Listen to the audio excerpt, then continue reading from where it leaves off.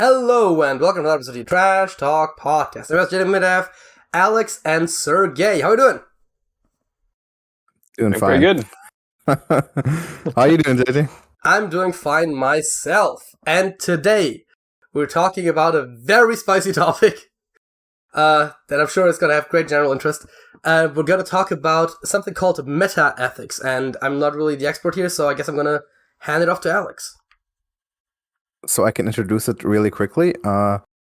Since I've not been on the podcast for a while, well, I was recently, but before then, a sort of a span of 2 years where I didn't do much publicly, I've really gotten into philosophy a lot. Meta-ethics is a particular field of ethics in philosophy, which I think a lot of people can sort of more clearly understand what ethics means. But ethics is divided into basically three subcategories. The first one is applied ethics, which is the one that we usually talk about when we ask, hey, we're dealing with a specific topic. Is this right or wrong? Can we do this? Is this okay? We talk about things like abortion, like the death penalty, like stealing, and so forth. Then the next one is normative ethics, which concerns itself with the underlying principles of what makes things right or wrong. And then the most abstract area is meta-ethics, which discusses things about like what does it mean to be right or wrong? Where do we derive right or wrong from? Is there such a thing as right or wrong? So it's the most fundamental one, the most abstract one, and to me, somehow the most interesting one. Maybe because I want to start from that, and I've been dealing with that for about half a year now. I want to figure it out before I go to the next one. It's sort of my personal approach, but it's the one that I like talking about the most. Yeah, I mean... And so he's been kind of forced into that as well for a few months now. Yeah. I think with everything we have talked about both on the podcast and off before, none of this really surprises me, right? Like, the fact that you would use the most abstract level, like, I know all of our discussions, usually as they went on, became more abstract anyways. Yeah. I'm pretty sure we still haven't really gotten to much of a good definition of what distinguishes a desk from a table, so, I get it. Yeah, what does? I guess like a desk is like the maybe the intentionality of doing like office work. I believe that's the conclusion we came to last time, where it's like it's more the use than anything else. Mm-hmm. I think a table probably doesn't have drawers on the side ever. Yeah, but desks may or may not. Yeah. Then a desk is a subcategory of a table, which I guess is fine. Yeah, but again, we had this. I'm just referencing a discussion we already had. We don't need to get into this right now. I think we probably got a spicy enough topic as it is without defining desks. We do. So I want to first ask though, maybe like for Sergej, I kind of know now. I introduced him to meta-ethics and everything. Like he knows and has learned about it. I was kind of there to witness.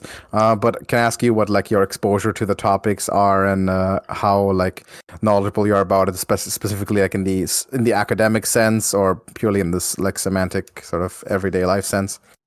Yeah, I mean, I feel like the question that you do sometimes you're posed is like, is there objective morality or is morality something that we define for ourselves? And I guess ethics as well as it's actually. Can you tell me what the like technical difference between ethics and morality is?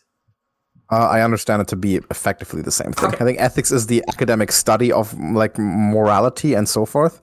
But if we can use them interchangeably, usually we just say morality. Ethics is the academic field.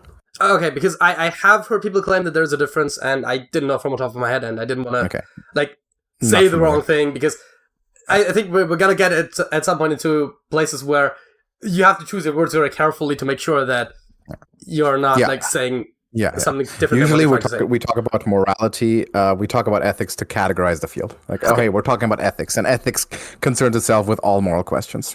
That's how I understand it. So my main knowledge on this topic, I think, is from just people like basically asking, like, is morality objective or subjective? Although that I've heard mostly in the context of discussion about religion, where oftentimes religious people, especially Christians, maybe not just especially Christians, but that's what I'm most familiar with, will assert that obviously there is objective God-given morality, and then oftentimes the atheists will say that no, morality is subjectively something that we came up with ourselves, and that is probably the position that I personally would hold there. And in terms of like, I believe you asked, is there right or wrong? Like, is that even a thing that exists? And I guess I would say that based on how I understand morality, it's not something that like objectively exists, but it is something that we define. So that's how I would get into it. Which, I mean, I believe we did talk about that a little bit 2 weeks ago as well, when we did the last podcast together. On the religious side of things, those tendencies may be correct, though I'm actually currently in like somewhat of a crisis myself, because there's I may actually be changing my mind on the fact that religious people, in the sense of like following the divine command theory, are actually objectivists. I think they may be subjectivists and not realize it, because one of the important parts of objective morality or moral realism, as it's like traditionally called, is that it doesn't depend, or the moral facts don't depend on anyone's attitudes, and divine command suggests that it depends, at least to some degree, on the preferences and attitudes of God, who is an observer. So it is not entirely observer independent. So I'm not so like fully into this. I only learned about this like a week ago, because I've been watching a lot of Michael Humer debates and reading his stuff, and he argues in this direction, and to me it actually seems quite compelling. But I'll let Sergej go first. Maybe, Sergej, if you want to give your sort of introduction, where you stand right now. Are you sufficiently confused yet? I am very sufficiently confused, more than enough. Mm-hmm. And you were asking for when this whole thing started. Yes. So it started out with me basically having the same stance as you, JJ. Just thinking, morality is subjective, to then briefly thinking it's potentially maybe objective, to then questioning the reality of everything. Where I am exist, and then nothing exists. Yeah. So I'm kind of still stuck right now. Yeah, like a funny anecdote I heard recently in a discussion between Humer and Don Loeb, where they said they were like asking the question of what is the common sense view, and they said like, what do students, like undergrad students, in their first philosophy class, like what did they believe? And it's they're usually what it says. Okay, they're like a confused mess where they kind of jump from one position to the other, in like a matter of weeks, and then it turns out more often than not, they end up believing what the professor believes, understandably so. But it says if you introduce someone to philosophy and metaethics, they quickly become like a radical, a skeptic about morality. And if you introduce them in some other field like epistemology, they become a global skeptic, like you've also gone through, and sort of question everything, and so forth. But so I'm gonna start, I guess, on my point. So I am at the moment, I'm a moral realist. I consider myself a realist, and that. First of all, kind of to put it into perspective, consists of three underlying assumptions, or three sort of concepts. The first one is called cognitivism, which just means that when we are talking about morals, at least some people, some of the time, are expressing beliefs that we think represent moral reality, as opposed to the view of non-cognitivism, or expressive emotivism, it's called, which suggests that when we're talking about morality, we're not formulating propositions, we are simply expressing like emotions or preferences. So a non-cognitivist or an emotivist would say that if I, for instance, say murder is wrong, really all I'm saying is boo to murder, or I'm saying it's good to give to charities, like yay, giving to the poor. So that's sort of their understanding of it. I take it that to not be the case. It's a very fringe position. Most people don't reject moral realism on the cognitivism scale, because it's quite clear that we are in fact forming propositions that we can answer with a true or false, and we're not just sort of shouting or yelling opinions out into the ether. The second one is non-nihilism. That just means that at least some of these moral statements, which, as we've determined, are truth apt, they're capable of being true or false. They're not just purely emotive. At least some of them are true. That is to say, just not all of them are false. That's the only condition to be met to not be a moral nihilist or error theorist, as it's called. And then the third part, which is the one that really defines the objective side, is the stance independence of those truths. So it just claims that these truths are true. Some moral facts are true in absence of or independently of anyone's stance or position or preference or desire towards them. So those are the three factors. I wonder if you have any questions in that regard, or if you would just like me to continue. Simply, moral realism is the idea that there are stance-independent moral truths. Yeah, I mean, I understand what the position is. I'm not 100% sure about the nihilism part. You said it means that It sounded like that was basically the part where you're saying, like, oh yeah, like, these moral truths exist, right? That's what you're saying? Yeah, it says at least some of these moral statements are true. So we've established that moral statements can assume the role of propositions, which we can then like reason with. They're not purely emotional, not purely emotive. We're asserting factuality when we speak about morality. We make propositions. In other words, statements that are capable of being true or false, that can be evaluatively assessed. And nihilism is just or a nihilist, moralist would say they are all false. It's true that they propose, they are propositions, but they are all false. Every single moral statement is false. And a non-nihilist, which is one of the conditions for realism, says at least some of these moral judgments are true.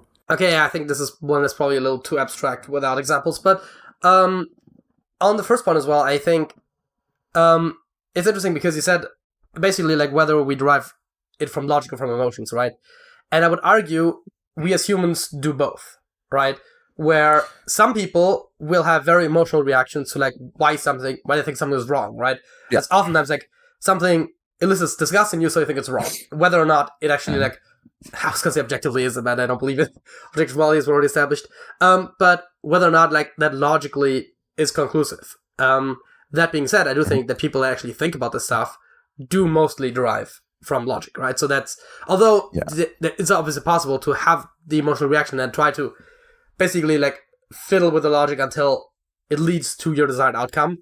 It's obviously not an entirely honest way of approaching it, but that is something that some people, whether consciously or not, end up doing, right? You have a preferred outcome and you basically just like try to come up with the reasoning for why it's true.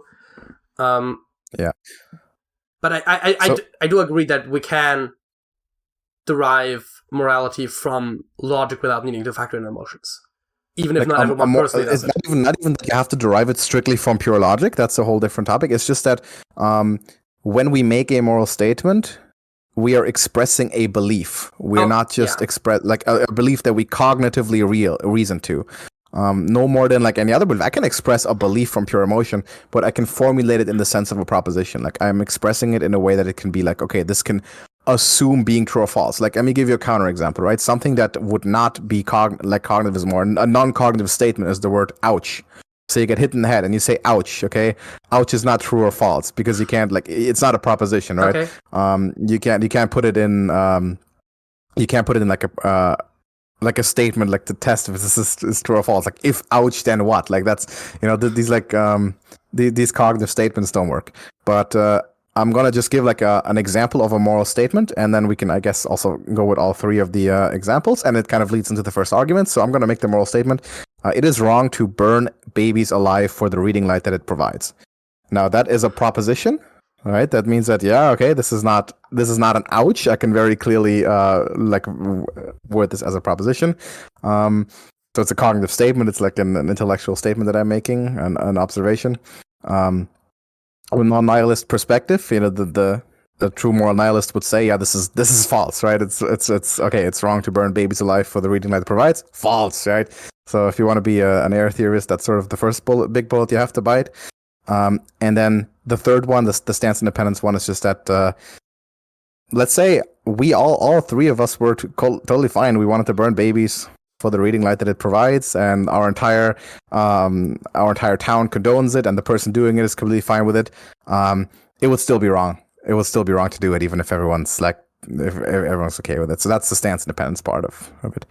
And what I've basically just formulated is one of the first arguments, also the first one, because it's the most simple one that I introduced to Sergej, and basically I want to talk about, which is a Morean argument, or the argument from ethical intuition. Michael Huemer talks a lot about ethical intuitionism, but I'm going to formulate the argument in clear sort of propositional logic terms, and then we can, I guess, talk about this. So premise one would be, it is objectively wrong to burn babies alive just for the reading light that it provides, or rather, if it is objectively wrong to burn babies alive for the reading that it provides, then there is at least one objective moral truth. Premise number two, it is objectively wrong to do so. Conclusion, so there is at least one objective moral truth. Next premise, if there is at least one objective moral truth, then moral realism is true. Therefore, moral realism is true. So that's the common sense argument, the intuitionist argument, or the Morean argument. And I wonder what you sort of think about that, because that's the first way, the first thing I gave to Sergej and basically everyone as well. And it convinced some people, gave me like an entrance into the topic as well. What do you think?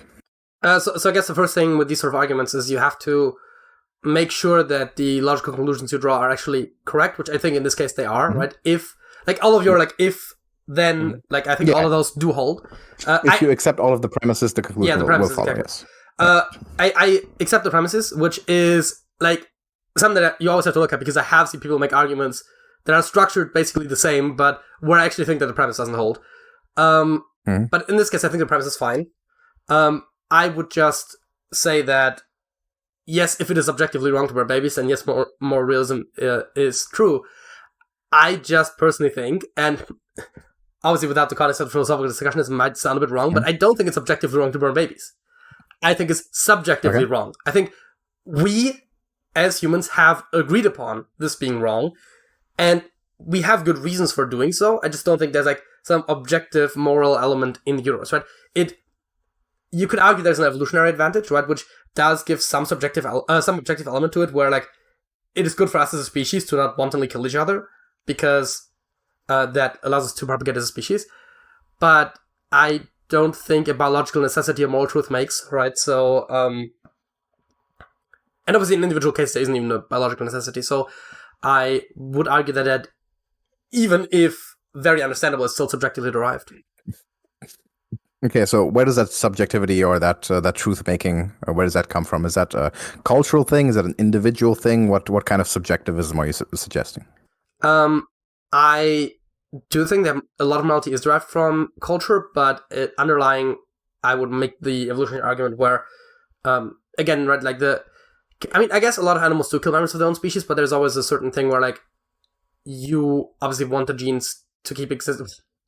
We have to be careful not to anthropomorphize evolution too much, but there is that incentive to, like, keep your species existing, right? And humans, as a very social animal, need some baselines of, like, a base understanding of, like, how we operate towards each other, and we need to have some trust in each other. Now, I mean, I guess a baby's never going to trust you because they don't have that cognitive ability yet, but maybe the parents of the baby, for example, would trust you to not harm their baby. They have a evolutionary interest, of course, in their line continuing. And so, while I do think that a lot of our morality is cultural, I think some of it, especially the stuff that is seen as more fundamental, is fundamentally derived from the biological underpinnings that lead us to continue as a species. So, can I ask you, like, what is the sort of the right-making attribute in this case, or the wrong-making attribute in this statement? Is it, like, your attitude? Is it the cultural attitude as a whole, like the majority of people, or, like, it's like the general, like, publicly accepted? What is it that makes this the true fact? Like, what makes this or wrong? Well, I mean, I would say, to me, it is wrong because under my moral framework, I believe it is wrong. I would say that the general public can probably agree that it's wrong, but I guess, while of course my morality is in some level influenced by my moral understanding that I have achieved by growing up in the society, I do have my own moral system that I built. Granted, again, the factors that I built it on might be based on social factors, but individually, right, I mean, we talked about utilitarianism, that's definitely one of the pillars for me, and by that, of course, it is not justifiable to burn babies, right? So, and that is derived from, I guess, my personal philosophical. So let me pose you with this hypothetical then, right? Let's say we're in, like, like a different society where you live in this village where everyone's, like, totally cool with burning babies for the reading light it provides, and you personally also, like, you just change your mind, like, yeah, you know what, I'm gonna burn some babies. So does that change the moral fact? Does that make it now morally permissible to do the action? I mean, it would be morally permissible, I guess, to those people that believe that it is permissible, but that doesn't change the outsider's perspective on the act, right? So, I guess if I changed my mind, then I guess it would be permissible, but for me to change my mind on if it's wrong or not, I would have to change my moral system, which, I mean, I suppose that is a possibility, right? But I would have to fundamentally change my moral beliefs. But I'm asking you like that. You change your mind and you like live in a society where they're all baby burners. Does that change the moral fact? Is it now factually acceptable or permissible to burn babies because of the reading light it provides? Well, again, right, that from the viewpoint of, I guess, me as a member of that society and from the other members of that society, it would be okay. But that does not necessarily mean that like everyone universally would say that is okay, because outside observers might still say it's not, right? So it depends on... when I say morality is subjective, that obviously means that every subject might come to a different conclusion of whether something is wrong or not.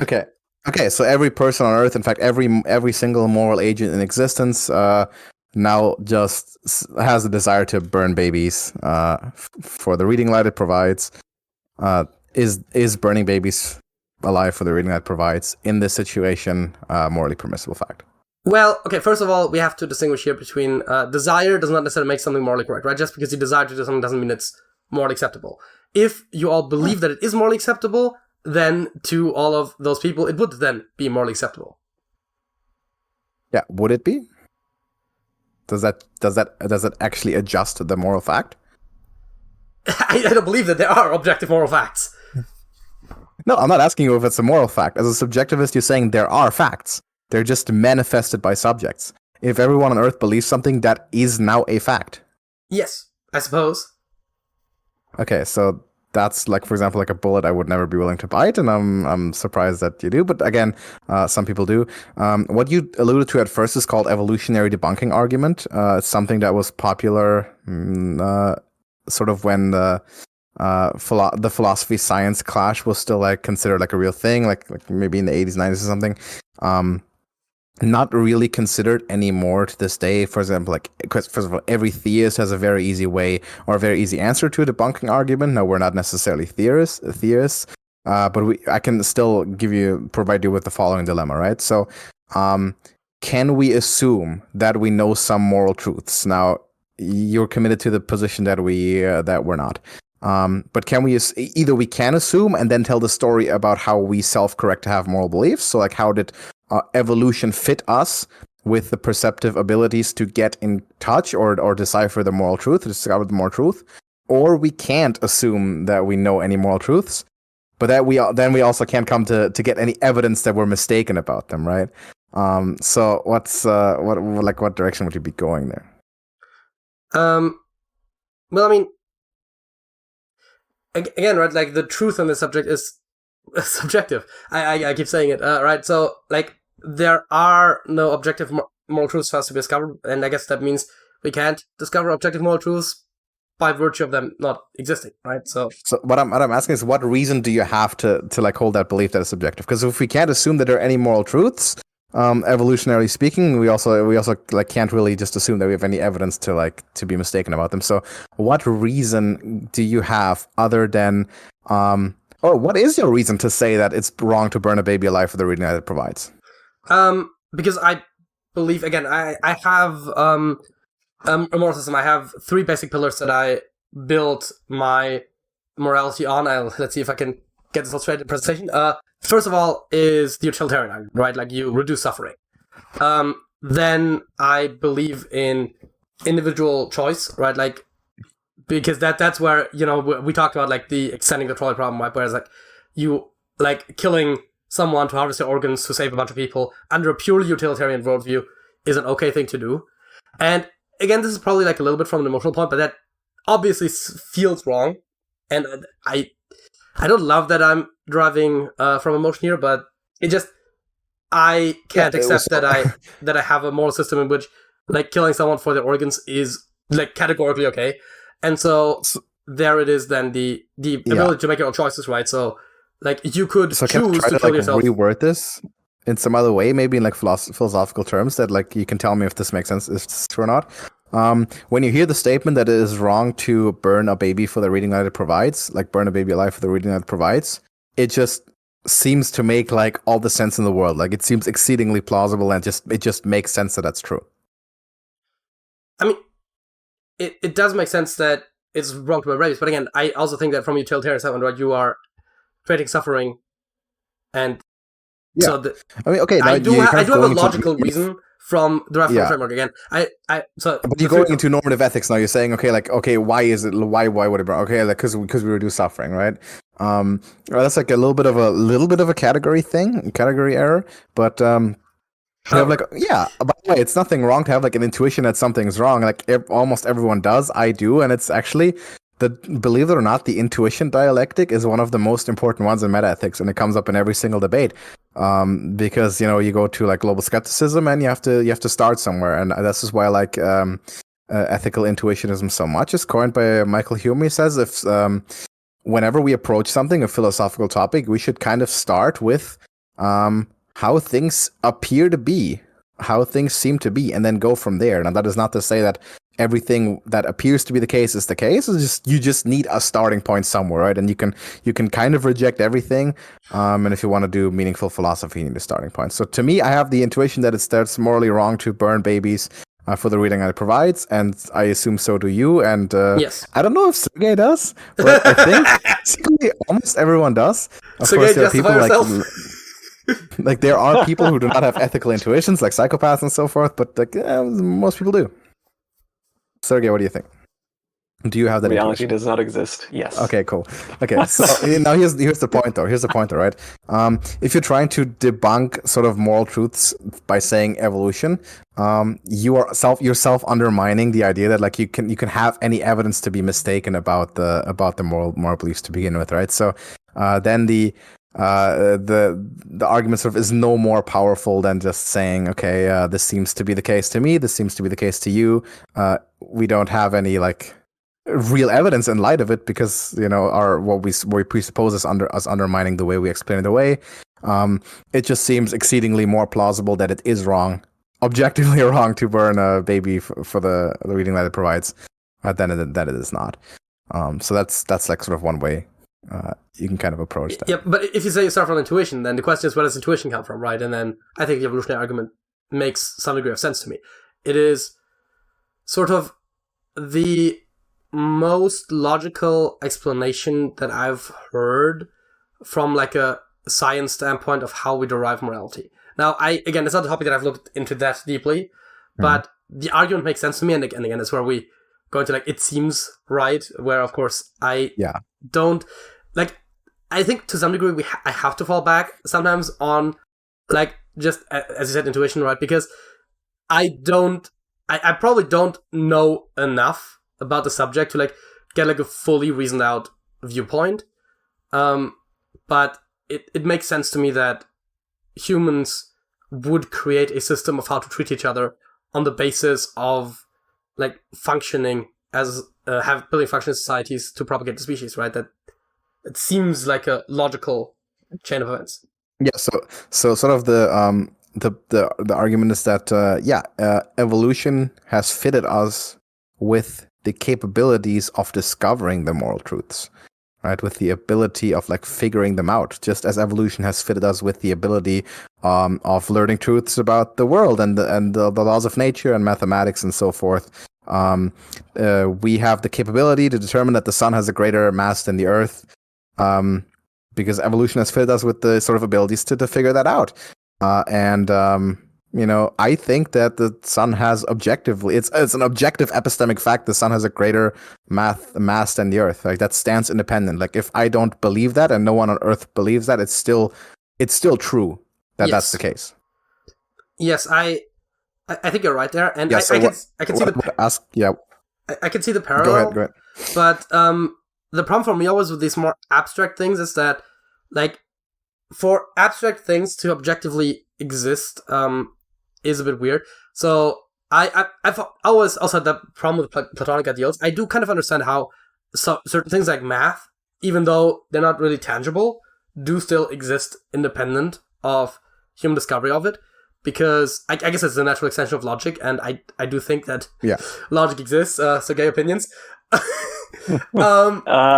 I once held that belief as well. A couple weeks ago. But while math is a natural extension of logic, I don't think the same necessarily applies to morality.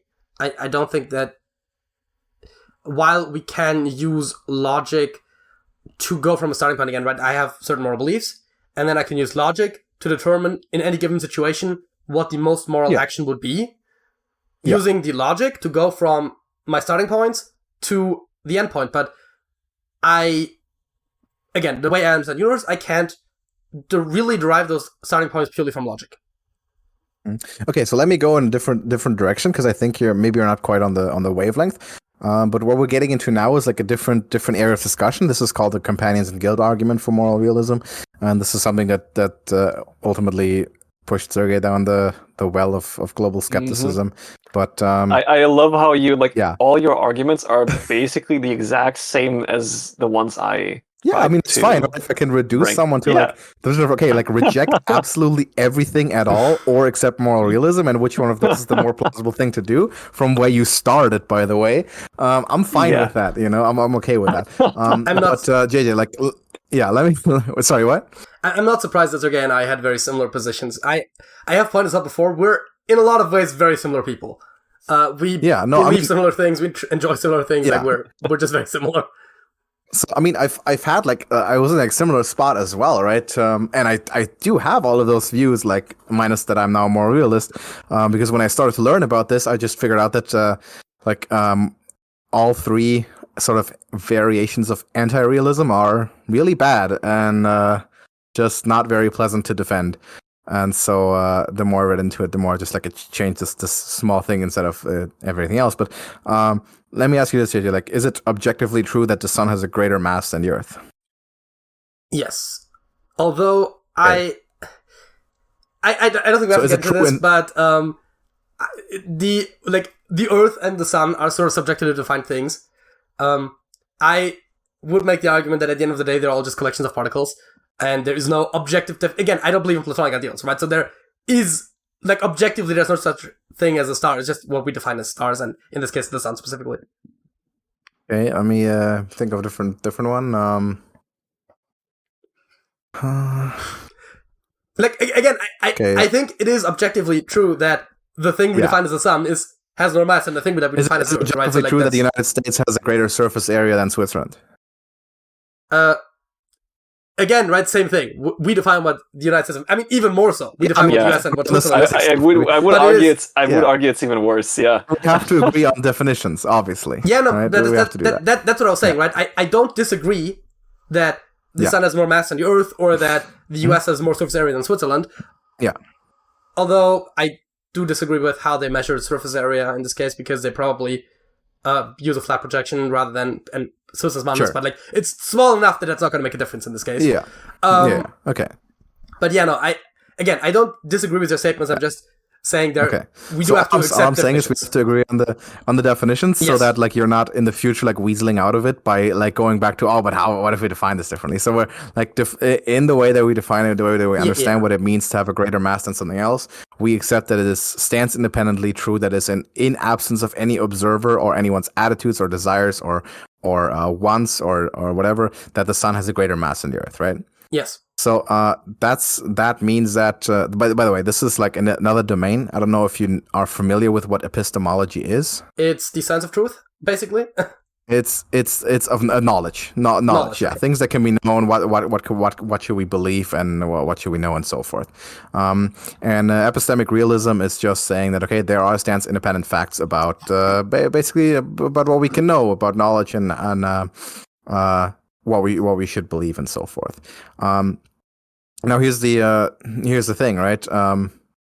There's a very powerful symmetry in these cognitive domains, which are, for instance, epistemology and morality. So if you accept epistemic realism, you are committed, in a sense, that there are objective standards that transcend subjective opinions, right? Yes. There are categorical, prescriptive norms in this cognitive domain, right? That are so now my idea is doesn't that make it kind of plausible to accept the same objectivity in another similarly cognitive domain? Because we have to look at how analogous these two things really are. Both epistemic and moral claims involve normative judgments, right? Epistemic claims says, what we ought to believe, and moral claims just extend that to what we ought to do, how we ought to behave. So if I told you, this is kind of an abstract example, but say I gave you an argument, you accept every premise to the argument, and then you also believe that the argument is internally valid, you should accept the conclusion to that argument, right? Yes. Yeah, and you should accept that conclusion even if you don't want to. Like, even if you really don't like what it implies or whatever, you should accept it objectively. Yes. Okay, so that's called categorical prescriptivity. That there's an objective norm, sort of a governing belief, an epistemic norm. From there, it's a very small step to accept that there are also objective norms about how we ought to act. If we know there are objective norms about what we ought to believe and think, it's not necessarily a big step to extend this to how we ought to behave or how we ought to act. So epistemic realism involves the belief that there are right or wrong ways to form beliefs, right, based on reason and evidence, right? Moral realism just says that, they are right or wrong actions based on moral reasons. And the structure of the rational justification, the way we reason towards it, is the exact same. And it provides the exact same model for understanding moral justification. So if you reject the realism in this one category, in the moral domain, I wonder if you can break the symmetry and actually tell me why you accept it in the epistemic domain.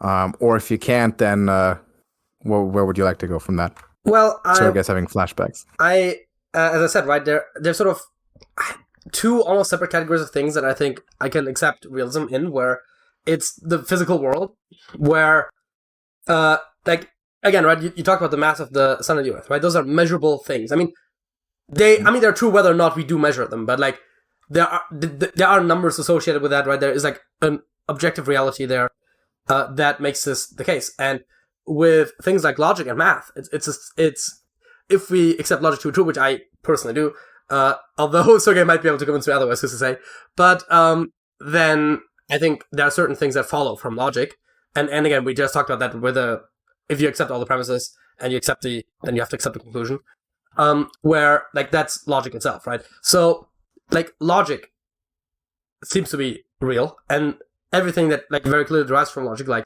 math, for example, is basically just an extension of logic, is true. But I don't think that morality either has a physical component. I think morality neither has a physical component, nor does it directly derive from logic, right? So I think it's like a separate domain, and while I suppose you could argue that there is also an objective element there, I personally don't believe that to be the case, and I don't think there's any evidence for objective morality existing besides the analogy that you made, but I don't think that necessarily holds. And if I would argue that objective morality is an extraordinary claim, so I would argue that you would have to prove that it exists rather than me having proved that it doesn't exist, although I don't know if that is necessarily the popular opinion of this. Yeah, I would actually throw that right back at you and say that objective morality is considered the common sense and the go-to and standard view.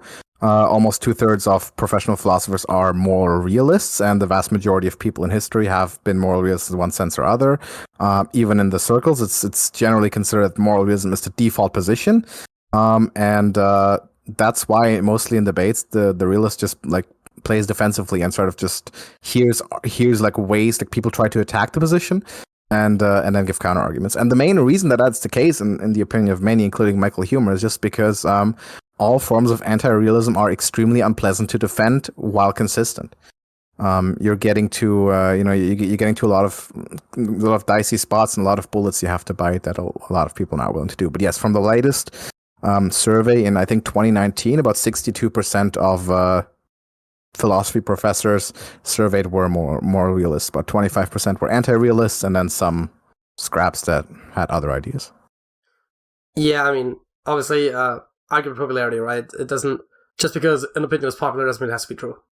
Yeah, no, but that's basically what you said first, right? You said like the extraordinary claim is moral realism. I say no, that's not the case. The extraordinary claim is, if anything, is probably that that moral truths do not exist. Especially considering that basically everyone accepts that epistemic truths exist. We highly intuit that they exist, and also we highly intuit that moral truths exist. we somewhat just deny the objectivity or whatever, which is also, like a different thing, but you don't do it for other things. So I'm wondering why you're sort of selective about these cognitive domains, and saying that, I prescribe that there are epistemic stance-independent truths and maybe ontological stance-independent truths, metaphysical, you talked about logic and mathematics and so forth, but you're sort of selectively choosing not to do that for morality. I mean, I guess we could point, if you want to talk about like popular beliefs and whatnot, that there are very few things in the moral domain that you can get probably even the majority of people to agree on, right? There is a lot of disagreement about what is right and what is wrong. Okay. There are certain things that are like almost universal, right? Like murder is probably like one where people would say that murder is wrong, although then there are people that believe that the death penalty is okay. I mean, obviously, self-defense. We argued last time that self-defense is okay, right? And so then it's like, okay, most people would agree that killing is wrong, but then we do at the very least have exceptions, and those exceptions differ, right? And so if there was an objective morality, then would be surprising to me that it seems that apparently people can't really derive from that. Yeah.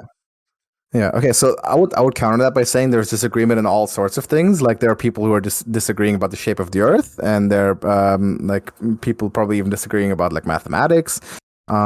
So I don't think disagreement necessarily states that like something's not true. We disagree in science or in epistemology all the time. We debate about what happened historically. We debated about what's true about space and like other scientific or cognitive disciplines.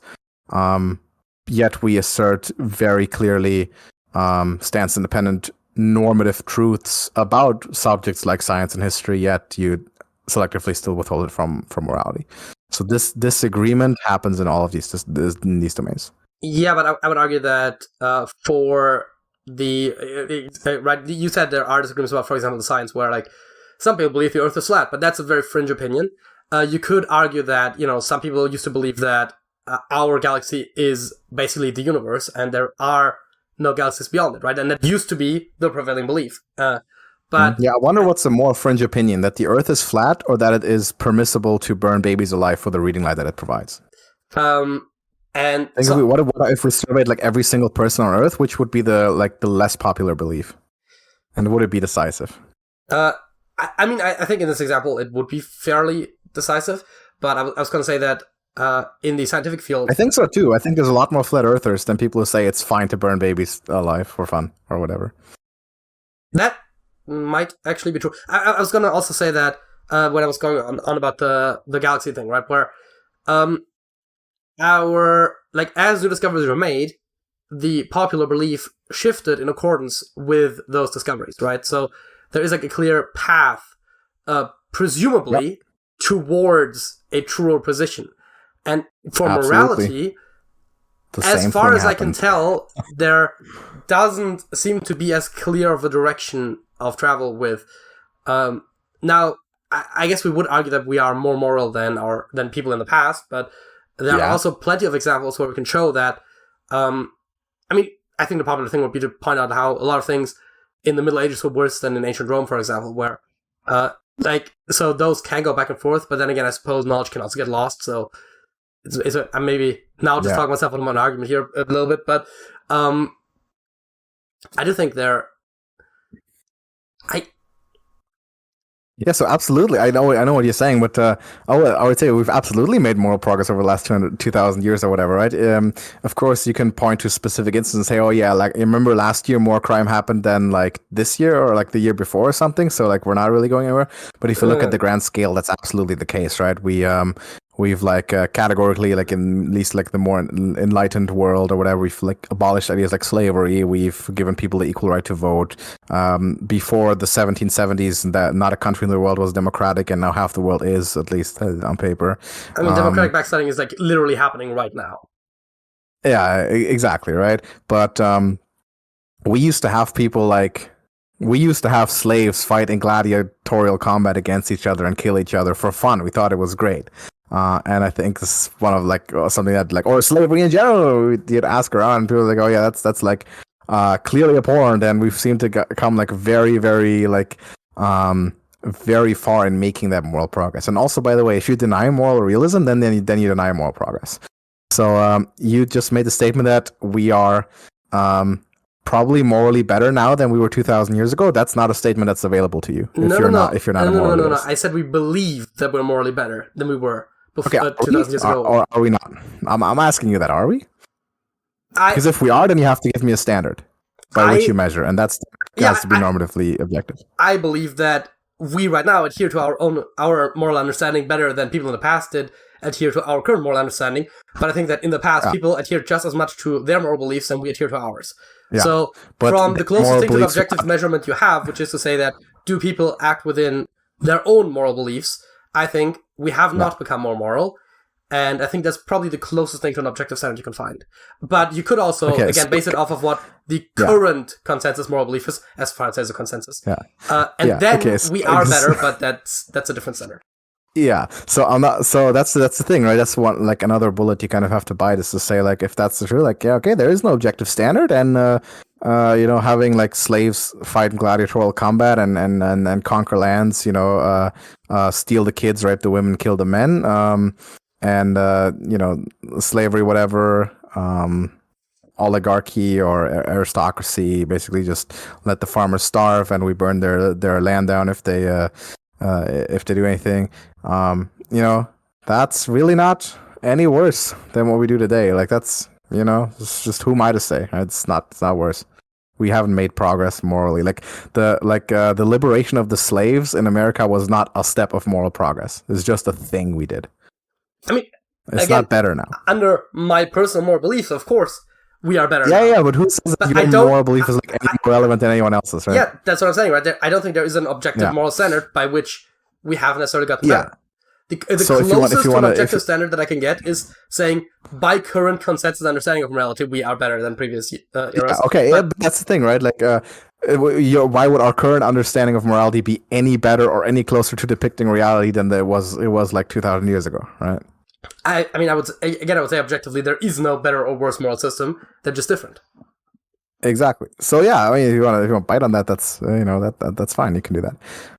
Still, I'm not at all satisfied with the symmetry breaking between sort of epistemic norms and moral norms. If we have categorical prescriptivity in what we ought to believe, surely we have the same in what we ought to and how we ought to behave or how we ought to act, or what we ought to do. Even I think a lot of these statements about how we ought to believe or what we should believe, you should I don't know, you should align your views in accordance with the evidence or whatever, or you should accept the conclusion to an argument if you accept all the premises and you think the argument's internally valid. A lot of our epistemic proceedings still have moral underpinnings that we maybe don't recognize as such, debate ethics, right? You should not lie. You should adhere to the truth, or you should not misrepresent your opponent's position, and so forth. So, if you're undermining all of this categorically, you're probably undermining epistemic normativity, and there's still a lot more work to do to sort of get out of that, I think. I don't know if you want to go deeper into this particular thing now, or if we should have halftime show. I was about to say we should probably do that as a second topic, and then do facts of the week first, and then halftime show. Yeah, on two arguments, and I'm going to give you another one in the next one, and then we can kind of think about what you want to talk about more in the future. Yeah, so let's do facts of the week, and I guess normally I would say start with Alex, but Sergej hasn't talked that much, so Sergej, what is your fact of the week? Hey, so my fact relates to physics. The thing that might or might not be true, cannot tell. It's about the discovery of the Higgs boson, or the Higgs mechanism. Okay. So when Higgs first wrote the paper describing the Higgs mechanism, he submitted it to the journal called Physics Letters, which they judged to be, quote, of no obvious relevance to physics, and rejected, which he then resubmitted it to a different journal, which then accepted it, And funnily enough, the first discovery or first indication that there might be a Higgs boson, like actual measurements of it, were made in the same place where the editor first rejected the idea. Because of course it was. Okay, just on the off chance, do you have the name of the publication where I did end up publishing it?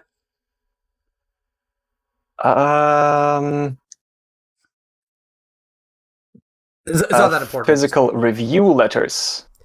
See, because there's this trick you can do with scientific papers. Almost the same. Where how important they are and how credible they are is almost directly anti-proportional to the length of their name. Yes. But, like, the two biggest ones are Nature and Science.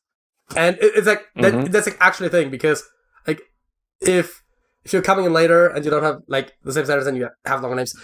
So chances are, I mean, I don't know these two. That is not a universal truth by any means, but chances are he had to publish in a less reputable paper because they rejected his idea. Possibly, yeah. So yeah, anything else you want to say about that, or do we move on to Alex? Let's move on to Alex. Yeah, okay, so my fact of the week is that the word checkmate comes from the Arabic expression of shahmat, which means the king is helpless. Oh, Shah, like that, yeah, of course. That A makes sense, and B means that the German realization of that word is so much closer than the English one. Yeah. Mm-hmm. Russian, a lot of them. Yeah. Okay. And my fact of the week is about DoorDash, the delivery company, because apparently they sometimes they frequently list restaurants that did not specifically sign up with them as delivery places, and they just send their drivers there to pick up the food. And apparently in some cases, for to see what the interest in a certain restaurant is, they might list the food for cheaper than actually the price of the restaurant. And so the concrete story that brought this to my attention is that apparently a pizzeria owner found out that his pizzeria was listed on DoorDash, and he had an expensive pizza that cost, a premium pizza that cost $24, and it was listed on DoorDash at $16, so naturally he ordered a bunch. Because it's literally a free money glitch, right? Like, it's money. He pays them $16, they pay him $24. So apparently he ordered 100 pizzas to a friend's, 10 pizzas to a friend's place, and apparently he kept intermittently ordering pizzas from there just to, like, get extra money. So that was just like a fun anecdote here. Which I guess then brings us to the halftime show, where once again, we've done this once before, playing Connections. Alex has done this before, so let me explain. We have this wall of 16 words, and 4 of them always group into a group. There are 4 groups, and we just have to figure out how they group together. We can theoretically guess as much. Well, no, really. We can only make, I guess, 4 mistakes, I think it was. And if we click on 4 of them and they're wrong, it's a mistake. I do believe it says when we have 3 correct ones and there's just 1 that's off, and it'll say like, oh, close, just 1 off, and we have to try to, within our allotted amount of guesses, then guess what the categorizations are. Yes. And obviously there will sometimes be words that seem like they could fit with 2 different categories, and then you basically, in theory, you could like build the categories, and if there's a category with 5 things, you just find which one of those goes with another category, but in practice it's always that easy. So, we have fireworks, liberty, what?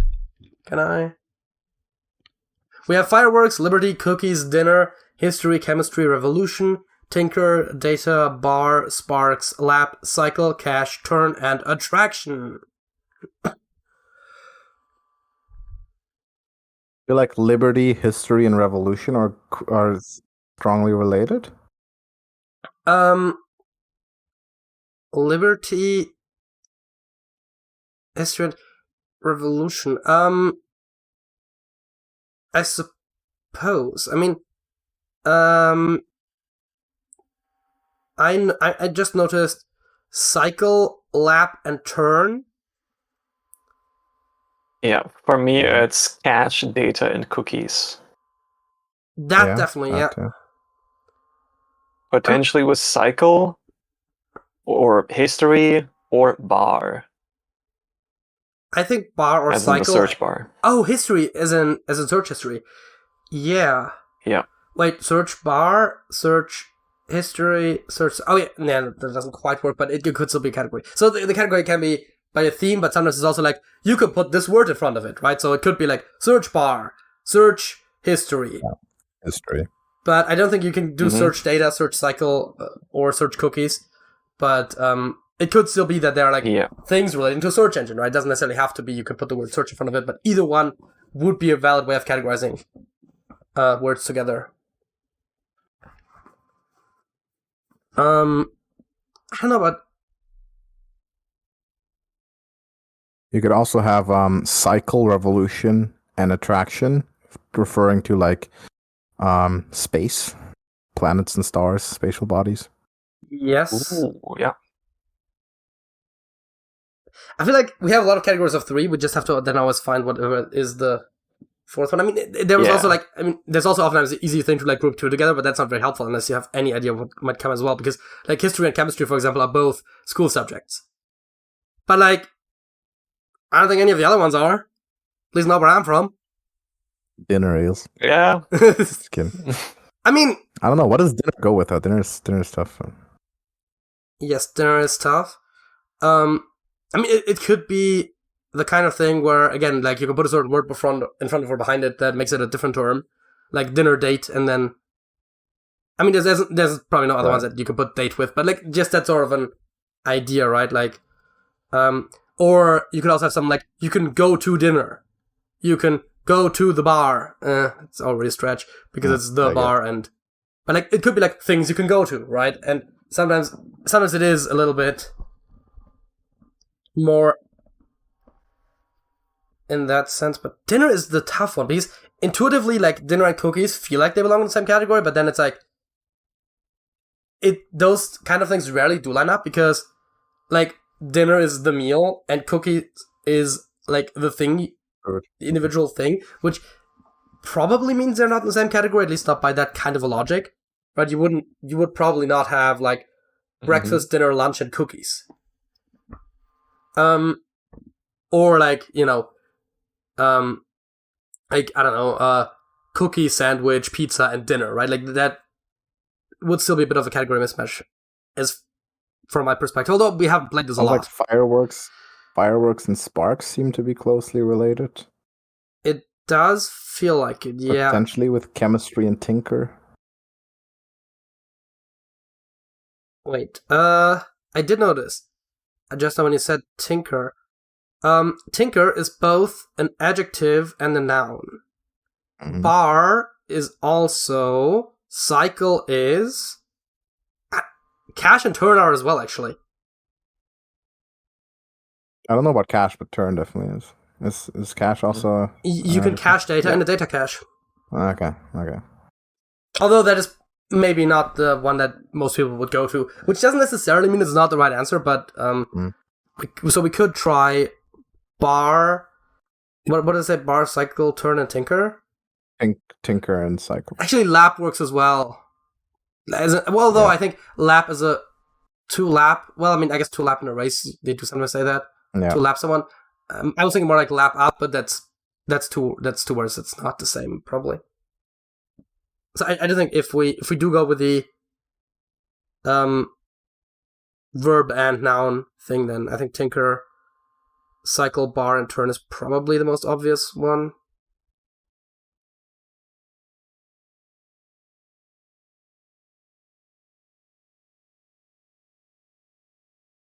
And then some of these other ones, because then we also get into the problem where like the whole like cycle, turn, and lap is basically they're all circles, right? But it's like, oh yeah, now if we what goes with the Liberty Revolution history? What's the 4th one?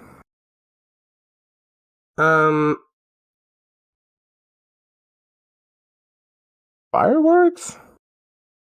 I mean, it's the 4th of July, right? Like, is this coincidence? Like, are these daily? Are these made daily? I mean, these are daily, yes. Yeah. And it is the 4th of July, so we're recording this one a bit early. It could be fireworks, history, liberty. It seems like they wouldn't leave out that.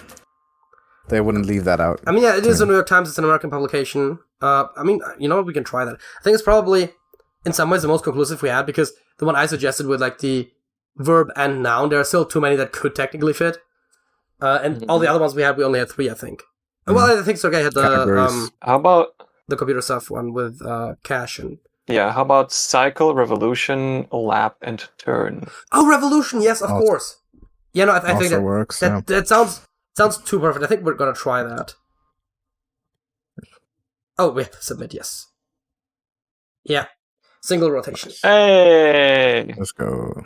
Okay, and then the one, the computer one you said might have cycle, but I think you said, what did you say? Cache, data, bar, and cookies. Yeah. Do we want to go for those? Or history. Or history, right? Okay, so that's... Instead of bar. What do you say? Instead of bar, then, right? The other one seems clear. I mean, the thing is, if it is search related, then search bar makes sense. Otherwise, I think history does make more sense.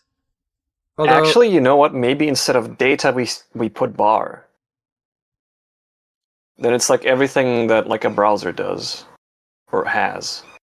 Yes. I mean, then the question also comes: what does data go with, right? Where? Yeah. This is. The ones with 5 are always a bit awkward. I got one for you. I got a category for you, right? Dinner, bar, sparks, and attraction. The category is dating.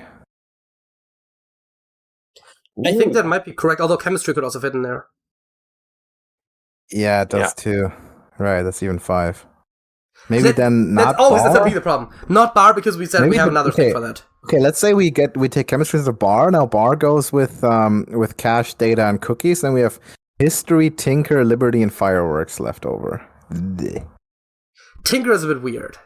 The other ones work, as you pointed out. Tinker also wants to go with chemistry, though. I mean, tinker, chemistry. I can see that, but and sparks too.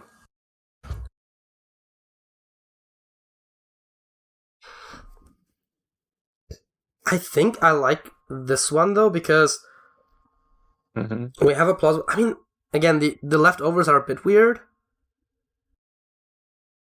I mean, we have a couple of wrong guesses that we can make. We don't have to do this perfectly, so sure. I think we can try this one. If that doesn't work, we try the computer. We try the computer ones. Exactly. One away. So but we 3 of them go replace together. Dinner with fireworks. What did you say, Sergej? How about we replace dinner with fireworks? Is that also a way to express? That's more abstract. That I think the bar would have been a closer one. Okay. Don't know. Now I kind of like it less.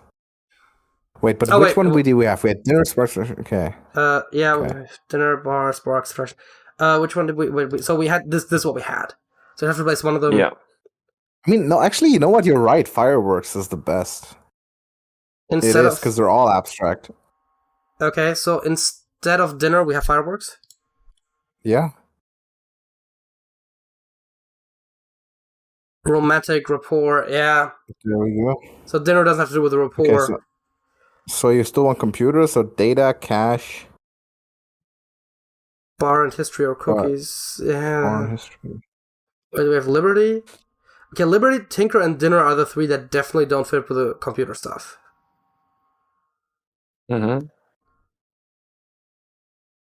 Liberty, tinker, and dinner.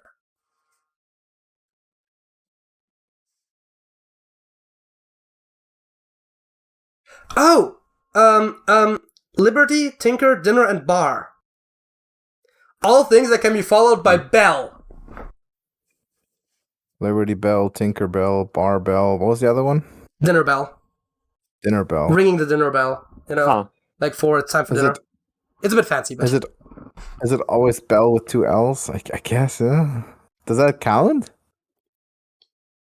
Guess so. Like I've never heard of it. Liberty Bell. It's literally the Liberty Bell. It's in Liberty Bell, bro. Where's that, Boston? Never heard of it. Dude, when you come over here later, Philadelphia? you're So- getting so- a history lesson. Holy cow. Okay. So yeah, but I think those work. I think this is Okay. words before bell. Bell. Hey, There it is. and then we got the Nice. And okay. other The one fact is that we have to just select computers. this as the only remaining category is a little Yeah. silly. Kind of weird. Mm-hmm. Things stored by web browser. We got 4 correct guesses Nice. and only With only one one near miss. mistake.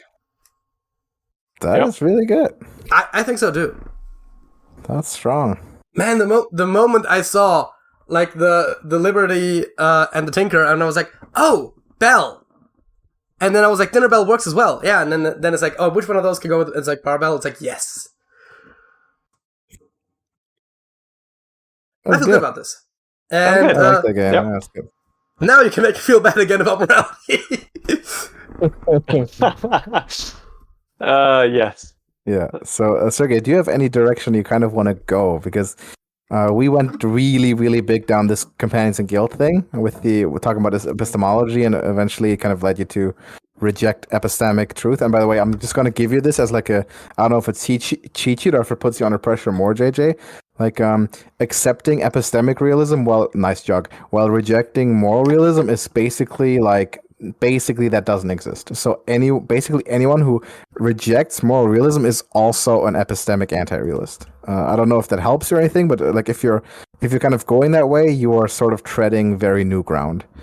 Now the question is just, do you want to like go further into that direction or do something else? And you want to hear Well, I mean, what both of you I currently don't see a problem holding those positions. I personally think that the analogy you draw between those two is not as clear as you make it out to be. Yeah.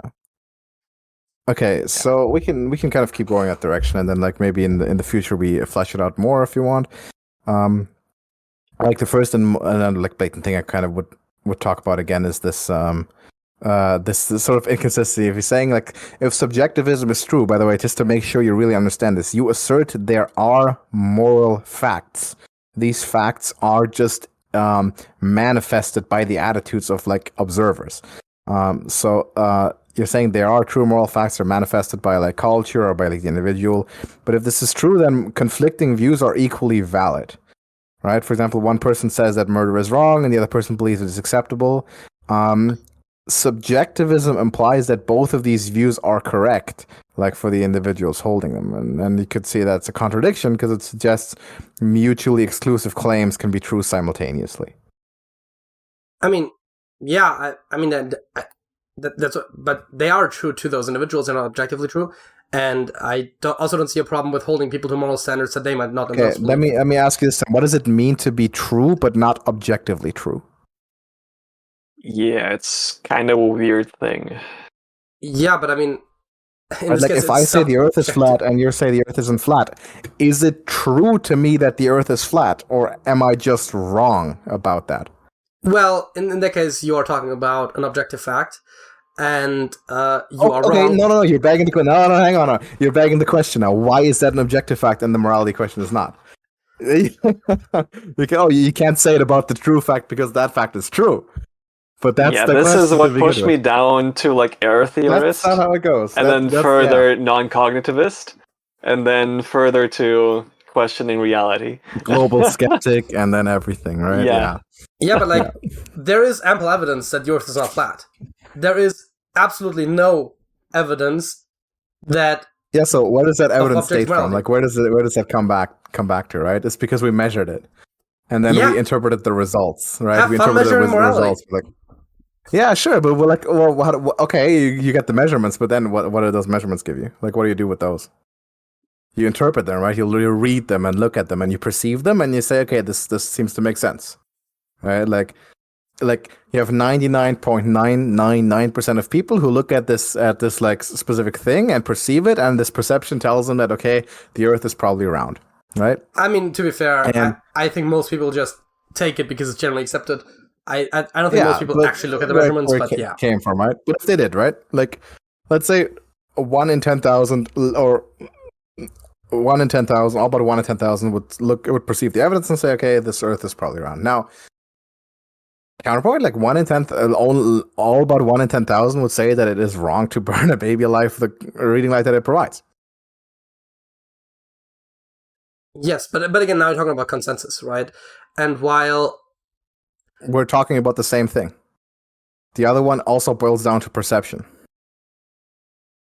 I mean, I suppose, but in one case you're perceiving what, like, your emotional intuitions, and in the other case you're perceiving measurements. Emotional intuition. Okay, now I have to clarify. Like, the philosophical term of intuition is not the like common sense sort of term where it's equivalent to a feeling or anything like that, right?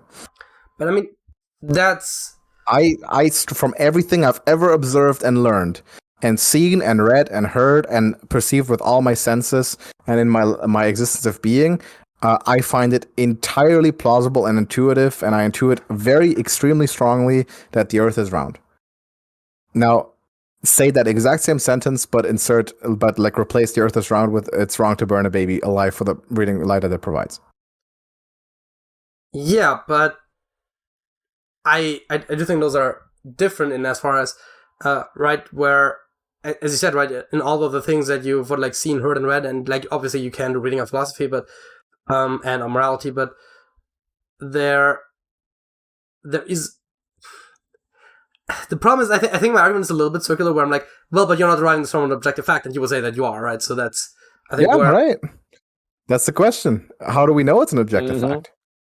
Yeah, but I think that is where, like, you are saying that you can that I feel like we're both kind of like getting from our position to, like, through working through logic and getting back to our positions, right? So it doesn't really help, because I don't know, but I'm applying it consistently. Yes, but I'm saying I intuit this, and therefore it seems to make a lot of sense, and I'm gonna accept that position because everything I've ever learned about it points toward that direction. But yes, you're not doing that for the morality. You're doing that for epistemology. But I'm saying it works for the other thing because there's an underlying fact, and I'm saying there is an underlying fact for the morality. But that's again, that's literally circular. But how do we know there's a fact? Yeah, how do you know that there's an underlying fact for that the Earth is round?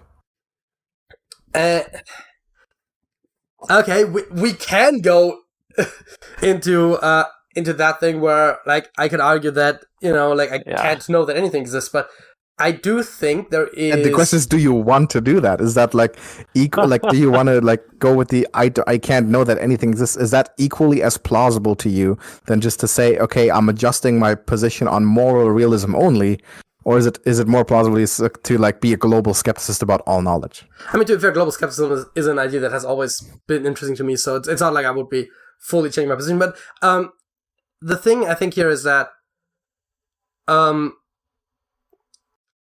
I think there is a difference between what we derive, and I guess this is where we get a little bit into the logic again, but what we derive just sort of from our minds, right? Like the ethics are derived entirely from our minds, right? There's no like outside thing. No, that's begging the question. That's begging the question again. You're still presupposing saying that there are no stance independent moral truths. That's baked into your supposition. It's just derived from our minds. Yeah, but you saying that the Earth thing being analogous to the moral question is also presupposing that they are the same, right? And so if you're basically doing the same thing. I'm not asking you to say they're the same. I'm saying you're applying the same things to it, and you're rejecting one and accepting the other. Yeah, but you can't always apply the same things to two completely different things, right? You can't apply the same arguments to two completely different. Break the symmetry. Then tell me what they're different, right? Yeah. What did you say? Sorry, Sergej, I didn't hear. But they're the same thing, or like very, very similar. Like, epistemic norms and moral norms are extremely similar things. Or these topics are extremely similar in basically any characteristic. It's very hard to break symmetry such that you can treat them differently. Questions about knowledge, what we should believe versus how we should act. Yeah, but the thing you said about if the flat earther versus the baby burning thing, like that is presupposing that it being wrong to burn babies is the same kind of truth as the Earth being round. Oh, that's a moral truth, and the Earth being round is an epistemic truth. Yes. And I don't think there are objective moral truths, and I do think that epistemic truths are objective, thereby they're not similar, and you can't just say that because one works one way, the other one has to work the same way. You have to tell me why. You have to tell me why that is, right? Both are cognitive domains. Both deal with like normative facts. Both can be reasoned to and are like are processed intellectually and discoursed about, right? Why are they? You can't just say they're not the same thing, or they're not. They can't be treated equally. Right? You have to justify why are you breaking symmetry. The distinction between is external input, right? We don't derive morality from an external input, whereas the facts about the universe around us, we do. Again, right, it comes back to like observation and measurement. You can't really observe or measure morality. You can observe and measure the universe around us. Okay, you don't derive the facts about morality from an external input, but the facts about the universe you do derive from an external input. Yes, and that's a distinction. Okay, how aren't they both perception, though? Like, if I looked outside and I saw someone beating the absolute shit out of a cat, I'm perceiving something with my senses, and I get the moral seeming that is the wrong thing to do. And if you perceive with your senses all of the stuff that's been written or the photographs about like what the Earth looks like, you get the epistemic seeming that the Earth is round. Yes, and there have been many people that have asserted things to the contrary, and any experimental attempts to prove other models of the universe have failed, right? And every other experiment is also perceived. The results of every experiment are also perceived by you with your eyes and your senses. Yes, but right, like if in the one case you're perceiving your reaction to someone else's actions, and in the other case you're perceiving the world around you. I do think there's a difference I'm perceiving my reactions to the evidence about the world around me. Yes. In both cases. Like I'm looking at all of what it says. I'm looking at all of the evidence, like, okay. And then I have a seeming about that. And that seeming says, okay, it like clearly looks like the world is round.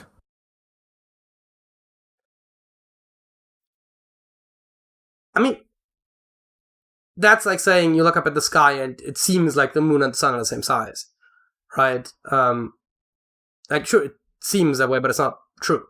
And so... Yeah. I mean, same with experimental results. You can read the results, and reading them, it seems to you that they are valid because of whatever other external reasons that also seem valid to you. I mean, what's the difference there to morality, seeming right or wrong? I guess I want to point to the scientific method, right, where like you have other people looking at the data. You, over time, like if different people come to different conclusions, you try to find a way to disprove one of the viewpoints, and then eventually you narrow it down to whichever one is the most correct. Invite an audience of 10,000 people to stand in the stadium, and then in that stadium, I'm going to pick one of them out at random and just fucking murder him in the most brutal way possible. And then on the way out, I'm going to ask everyone, okay, did you perceive that as wrong or not? That's empirical data collection. Okay, yeah, fair. And then if one person in the crowd says, I don't think it's wrong, how are you then going to take the two assertions and try to disprove one of them? Yeah, I'm going to say that the one that the 999,000 have all together perceived as exceedingly plausible, and the one that I should probably go and assume unless, like, you know, other evidence to the contrary is provided, just as I would say to the 1 out of 10,000 flat earthers. Yeah, but again, right, that's where you get into people used to believe that the universe was just one galaxy. And then there was that assertion, and then there was a very fringe belief that actually the universe is a lot bigger than that. Or the same thing with like expansion of the universe, right? It's also like it used to believe that it didn't expand until someone suggested it was a very fringe belief. And then we modeled it and we looked at other observations and the best fit ended up being the less popular model. And so our perception shifted. And to the best of my understanding, there's no equivalent of you being able to do that being basically applied in scientific method. Yeah, absolutely. Like, we used to think that we just take all of our slaves and have them kill each other in gladiatorial combat, and then we go look at it as well and take our kids because it's such a cool spectacle. And then we figured out over time that that's insanely wrong to do. And now we don't do that anymore. And now the common view is that everyone gets human rights and should not just be murdered off or enslaved. Yeah, I mean, the position, the belief has changed, but it's not like there was evidence that showed that the prevailing belief was wrong, and therefore the consensus changed. It's just that it changed, right? There was, I mean, clearly there was something that caused it, but as far as I can tell, there was no one that disproved evidence. Like, I look at it and I see the guy dead and blood everywhere, and he's screaming. He doesn't want to, clearly does not want to die and everything. I was like, oh my god, whoa! I see the thing and I perceive it, and then I get a seeming out of it. Just like, there's a new picture of the galaxy. Let me look at it. I perceive it. I get a seeming out of it.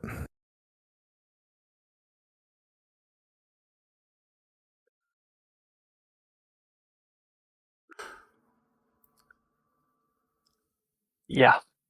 I mean, that's just not the same thing, though. Like, one is just you having an emotional reaction to some to personal. One is you having an emotional reaction to a personal experience, and the other one is deriving information from the data. I'm in both cases. I'm getting an intuitive seeming out of a perception I make. I mean, a lot of science is literally not intuitive, right? Like that's like a whole thing, where the non-intuitive science only ever works if you presuppose that intuition or like intuitive seemings are like prima facie justified. If you don't trust any of your senses ever, you can't say that I can't even say the Earth is has a smaller mass than the sun because I'm perceiving it with my senses. Or you can boil it down to Descartes and his meditations and saying, what if there's an evil demon that's feeding me all of these lies and basically in the simulation? Yeah, right? But I'm not talking about distrusting your senses. I'm talking about distrusting your, right? Like, I don't disagree that you saw, I mean, you didn't personally, of course, but in this hypothetical, yeah. I don't disagree that you saw the gladiator suffering, right? But it's not like you saw or heard like that was wrong. That's just your emotional reaction to your observation. No, it's an intuitive seeming, I guess. It's not an emotional reaction. But yeah, I also see the Earth and pictures from the ISS, and it's my intuitive reaction that this seems to be a sphere. I would argue that your intuitive reaction is that it seems like a circle, but yeah, it's one spinning picture. Around yeah, I mean, I guess if you have a time lapse, it would seem like a sphere. But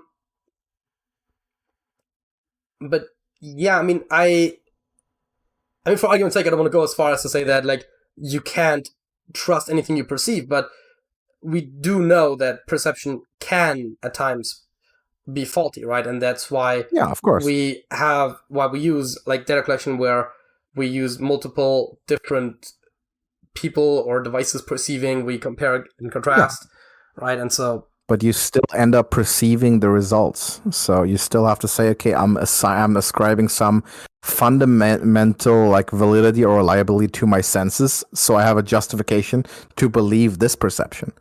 Right? Like everything you could have ever read or heard or seen about the shape of the Earth, maybe your senses aren't reliable. Maybe that's just wrong. I mean, yeah, yet you assert that but yet you assert it's a stance independent truth that the Earth is not flat. Yes. I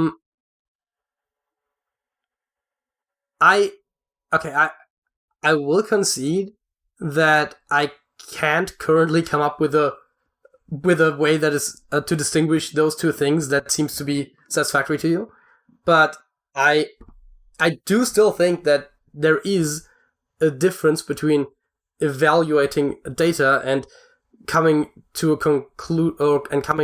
having a reaction to what you see. I still think that is different, even if I can't quite articulate it. Yeah. How. I would invite you to take a look at it and maybe read into the literature if you find it interesting and get into the topic and everything, and we can just talk about this argument again in the future. Maybe Sergej can be of help because we went in depth into this. I don't know if you have anything to say about it right now that can help. Oh yeah, Sergej, you were at one point convinced about Alex's arguments, and you are very similar to me, as we pointed out. So do try to convince me, please. Yeah. I would like to collaborate with you to convince Alex against his opinion, against his current opinion, and for you to bring me back to light that morals do not in fact exist against moral realism, and like, but you accepted all of the implications of that. Is what you're saying, or what did you mean? Sorry, I don't understand what you. So no, can you repeat what you said? Maybe I misheard you. I was drinking water. Yeah. Basically, I just want to talk with JJ as well. Yeah. Go ahead, maybe please. Separately from you. Yeah. Maybe I'm off happy podcast. Okay, yeah, maybe off podcast. But I'm happy to be there and listen, unless you want to conspire or cook up some crazy new argument. I love that. Potentially. Cook up the almighty symmetry breaker finally and go collect your Nobel Prize. Wait, is there a philosophy Nobel Prize? I don't know, but it's something really exquisite waiting for you if you can do that. For sure. I think the problem for me really comes down to I still don't accept the analogy.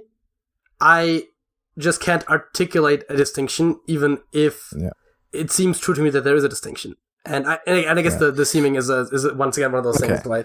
But I would suggest we do the following, right? I'm going to introduce you to the one and final argument I want to make, just to kind of scrape the surface on that as well. Then I'm going to link you to some source material.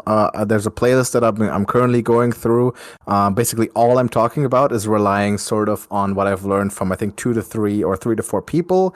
That's Professors Eric Sampson, Michael Humer, Joe Schmidt from the channel Majesty of Reason, and to a much lesser extent, Graham Oppie, and one other guy whose name I forget. But I'm going to link you to a playlist. That playlist starts with the very first video, in which Eric Sampson lays out 4 positive cases for moral realism. These are these arguments I've been talking about today. And then kind of go from there. The video contains some debates, some different points of view, a lot of humor, a lot of Samson, and I also highly recommend you one other channel. And then maybe in a week or 2 we talk about it again, and we can see where we go there. But if you want, I would present the last argument that I also find somewhat convincing. Okay, if you want to hear that. And that one is called the modal ontological argument, and I'm going to give you the sort of propositional stuff first. This one's also by Christian Kuhns, by the way. Christian Kuhns and Michael Humer sort of both invented their own versions of this. But the idea is, premise 1, some putative objective moral truths are such that if they are true, they are necessarily true. And I'm going to read these out. There's going to be a bunch of definition questions. We'll get into them. Premise number 2, it is possible that at least one of these putative objective moral truths is true. Premise number 3, or mid-conclusion, therefore at least one of these putative objective moral truths is necessarily true. If at least one of these putative objective moral truths is necessarily true, then at least one of these objective moral truths is actually true. And final conclusion, therefore, at least one of these objective moral truths is actually true. That is, moral realism is true. Now, we have to dig into modal logic a little bit and define some terms. And specifically possibility and necessity. That's something that with the discussion with Sergej led to a big confusion 3 hours in or something, so I want to take that off the top. If something is necessary, or it exists necessarily, that means it exists in every possible world. That is, it could not possibly have not existed. Example, 2 plus 2 is necessarily 4. Yes. And I don't want to hear about what do we call the number 4 or whatever. It's a different name. But I'm not trying to be a pedant here. I'm trying to actually get to the ground. In no possible world, 2 plus 2 could have failed to be 4. Okay, that is necessity. Okay, in modal logic. The other one, possible in modal logic, is that it exists in at least one possible world. Yes. It is not impossible for it to exist. It exists in at least one possible world. So something not being possible is 2 plus 2 equals 5. Yeah, exactly. Because you can't really define what is possible but you can define something that's not possible, and then exactly. But for example, something that is possible is as soon as I hang up the call, I drive to Sergej's house, punch him in the face, right? That is possible. Like that, it could at least happen in some possible world. It may not, or probably won't. Hopefully, happen in the actual world. Probably We're still waiting for what arguments he makes today. So what's happening is he's gonna drive to my house and then I punch him in the face. No. Okay, so so we understand what possible and necessary means. So let's go to the premises one by one. I'm also going to tell you which ones are sort of the critical ones or which not. Some putative, which just means supposed, alleged, right? Some putative objective moral truths are such that if they are true, they are necessarily true. I'll give you a second to think about that.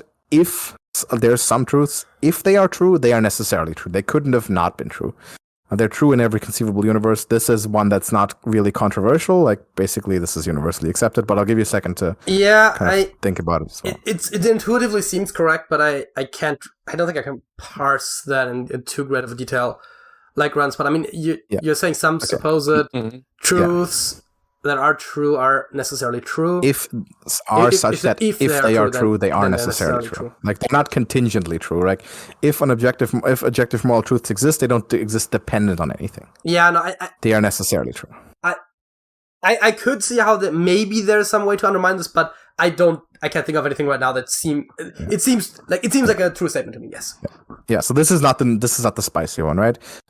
Number 2 is it is possible that at least one of these putative objective moral truths is true. It is at least possible in some world that an objective moral truth is true. From that follows, or do you want to talk about that one? I mean, I would argue that is probably when my disagreement would start, right? Where if I don't believe there are objective truths, then I believe that, right? Because, I mean, we're talking about fundamental things, right? Like laws of logic and nature.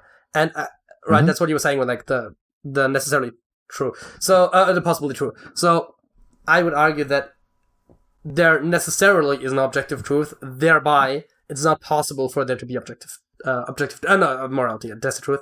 Okay, so what we're kind of trying to... Let me maybe to say it like this. The mass of the sun is not necessarily greater than that of the Earth, right? So when we're saying it is possible that the mass of the Earth is greater than that of the sun, that's a true statement, right? I'm not sure if could have possibly... I mean, there could be a world like... That is already like a little bit definition ahead, because I'm not sure if you can... If an object can orbit another object that is lighter than it. And maybe there's a possible world where the Earth doesn't orbit the sun. Yeah, but I mean, orbits also kind of depend on perspective too, because the sun also technically orbits the Earth. Or like another epistemic claim. I have a bottle of 7-Up on my table, right? That is an objective epistemic truth, but that's not a necessary truth. Is there still something in that bottle? Yeah. Tiny bit, dude. Okay, last bit. Because once it's empty, I'm not sure if it's still a bottle of 7-Up or if it's just a bottle of formulated 7-Up. But so I think I'm getting to that again. So that's an epistemic truth, right? But it's not that was necessarily going to be the case in every possible world. I could have just not put that bottle there, or like in there. I mean, it's not. It's literally possible that you don't exist in other worlds. It's literally possible that the brand doesn't exist in other worlds. Exactly. Yeah. And then the bottle wouldn't be there. Okay, so there can be objective truths that are not necessary truths, like the existence of humans. Right? Humans are not necessary beings. We're contingent beings. We didn't have to exist. Okay, so that's the second one. Now, then the third one. At least one of these putative objective moral truths is necessarily true. This is what follows from the first two premises. Yeah, but I'm still disagreeing with the second premise, so that's fine. Okay, so you're not... I agree with the logic, but I disagree with the second premise. That's what I was saying earlier. So, okay, so I get you. So this one is, you've identified this correctly. The possibility premise is the one that's sort of being like debated, that anti-realists most commonly try to object to. It is possible that at least one of these putative objective moral truths is true. So that's the one that usually talk about. But then I would have to like ask about why would that be the case? You know, what makes it impossible? It seems like a very strong statement. I mean, yeah, I suppose arguing on possibilities is always a very strong position to take. That is always a very extreme position. I do agree with that. And I definitely don't have any arguments for that position. So that like taking a position that I don't have an argument for might not necessarily look the greatest. But yeah, that's at the moment that's what I'm at. Yeah. Okay, so and then what I would say is that like you're maybe not too familiar with it yet, but when like sort of the anti-realist argument literature or whatever, in no way, shape, or form does it ever attempt to show the impossibility of moral realism. All basically any critic of realism talks about is that it might be improbable or there might be evidence that point against it. So anti-realists are not committed to the idea that it is impossible, right? That's basically not even what the mindset tries to do. I would argue, and this is again just from like what comes to my brain naturally. I would argue that either morality is objective in every possible universe or in no possible universe. It might be that the actual individual moral truths differ, but I don't think that there are possible universes where morality is objective and possible universes where it is subjective. So that's completely true. That's the deal with necessity, right? Yeah. By the way, that's this argument. Yeah, this argument actually was originally developed as an argument for the existence of God, because you can substitute moral realism with God and say, okay, God is a necessary being, such that if God exists, he exists necessarily. It is at least possible that God exists, and then yada yada yada. Therefore, God exists actually. There's a few issues in the God experience. It's not such a strong argument because there are good reasons, or people can have reasons to challenge the possibility premise, right? You have things like saying, hey, God has incoherent attributes, or there's evil in the world. How can that be? Like, you can at least challenge the notion that God is possible. But evil in the world is actually not challenging that God is possible. It's only challenging that God exists in this world, because there could be a possible world where there's no evil. But which is a challenge that God exists at all, right? But because he's a necessary being. So there are challenges to the possibility premise in the God case, but those challenges don't apply in the moral realism case, which is why it's a lot stronger of an argument generally in this sense. None of the standard arguments against realism are intended to show that it's impossible, only improbable. So you have to have a real good argument to undermine the possibility premise. Is basically the crux of this whole argument. I'm quoting this: if you're rejecting an otherwise well-motivated and widely accepted rule of inference because you don't like the conclusion of an argument that employs that rule of inference, then maybe think things over. So that's super basic as well, just to put you familiar. By the way, there's a fourth argument in this particular article, which I haven't understood enough to make, but it's one that I want to learn about more. There's also the one that Sergej and I, when we watched that video with Eric Sampson, remember, with the 4 arguments, the one we never got to because we got hung up on the Morian thing. But the last and fourth one we didn't get to. But I'm very excited for you to watch this stuff and then kind of like get an idea on everything and so forth. So I don't know if you want to have anything more to add. That it's like, for the first podcast, I guess it's a good overview of everything. I'm not going to put overview in the title. I was just briefly thinking about like overview of meta ethics. It's like introduction. It's not even bad close enough to meta ethics in there. Either. Yeah, it's not even close to either. You need to put clickbait title, right? Like proving that morality is real and you are all evil is the title. Just repeat the title. When we talk about it again, you make that part 2 of the same thing. Or on a topic whenever you inevitably go into error theory, you just title the podcast like "Nothing Matters Proven 2024," right? Something like that, and that. I mean, yes, nothing matters. I am a nihilist, pretty cool. But yeah, okay. Well, see, that's another thing that keeps people from objective morality, because like maybe an unpleasant implication of moral realism is that you have obligations. And those matter. Yeah, I don't think there's an inherent purpose in life. But that's a separate thing. I mean, I do have a I think there was a specific term for it that I forget, but I do have a more positive view on nihilism than a lot of people, right? It's always this idea like nihilism is such a negative thing because there's no meaning. But it's like I actually think that not having a purpose is a good thing. Yeah, if you're thinking, okay, there's no suffering or whatever, not good, there's no bad, no true bad. Yeah, I don't know. I mean, to me, tough to defend, but yeah. So I'm gonna send you these links here. I'll just post it in our group chat since we have it already. Since Sergey, like, if you're interested or whatever, you can find as well. Just for the sake of it, Sergey, or I'm gonna read out this fourth argument and see if you like intuitively make sense of it. There's some terms in there that I have started to look into, but not fully. So it's the argument from deliberative indispensability. It's by David Enoch. It states premise 1, if something is instrumentally indispensable to an intrinsically indispensable project, this is already a lot, then we are epistemically justified for that reason in believing that the thing exists. Premise 2, the deliberative project is intrinsically indispensable. Premise number 3, irreducible normative truths are instrumentally indispensable to the deliberative project.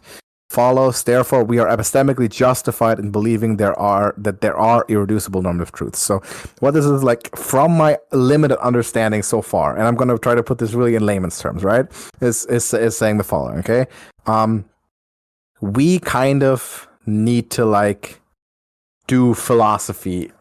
We need, in order to do philosophy or to do anything meaningful whatsoever, or anything at all, we have to rely to some degree, like, on our ability to, like, be, like, process coherent thoughts, perceive metaphysical reality in some way. It is indispensable to the deliberative project, so the project of, like, doing philosophy and reasoning and so forth. Now, if something is indispensable to that, we are justified that it exists. So for what I would take from that, for example, it is justified for me prima facie to believe that my intuitions or my perceptions of reality are generally valid and are generally true. That when I see a bottle of 7-Up on my table, I am justified to believe that it is there. So this is like the argument for, like, or against global skepticism from, I guess, common sense or from necessity or whatever. Since irreducible normative truths are indispensable to the philosophy deliberative project, we are justified in believing that they exist in epistemology and, by extension, in morality. Yeah, I think primarily the second and third with mistakes. I think the primarily second and third propositions are probably the attackable ones here, but because the way I understood it is, it's saying that, like, if something is necessary for the other thing, then it must basically exist. That's the first assertion, I think. Then the second one is that philosophy is necessary, and the third one is that the moral truths are necessary for philosophy, and I think I disagree with the second two. No, not moral truths, just irreducible normative truths. Irreducible in any field, because that's the thing, right? It goes backward. Like, generally, if you reject that in morality, you kind of end up having to reject it in all cognitive domains. Okay, you know what? Then I think the third one might actually be fine. But then I guess the question is, but is it? I think the second point was just saying basically, like, arguing what ethics is necessary, which I don't think this one doesn't talk about ethics in any way. This one just talks about normativity. This purely talks about normativity, categorical prescriptivity in deliberation, in cognition, in the sciences of the mind and philosophy, in the deliberative project in general. Because we get to moralism from that, because most anti-realists have to concede or end up having to bite the bullet on the fact that there are no normative truths in any cognitive domain. So this is basically just proving that normative truths exist at all. That we are justified in believing they exist. Okay. Yeah, that I'm fine with. Because you could radically go, like, okay, what does it mean to prove? What does it mean to know, right? This is, I guess, the like sort of response to that, right? Yeah. Yeah, I mean, so I guess I'll leave it with that. Again, I'm willing to take, like, universal skepticist position for, like, arguing that particular point, but I think it's like a useless position to, like, practically apply to anything else, unless you're arguing specifically about that concept. Also, at the end of the day, you have to kind of ask yourself, from the point where you started, what's just is the more plausible thing? Like, what is the more plausible adjustment to make to your worldview or to your position?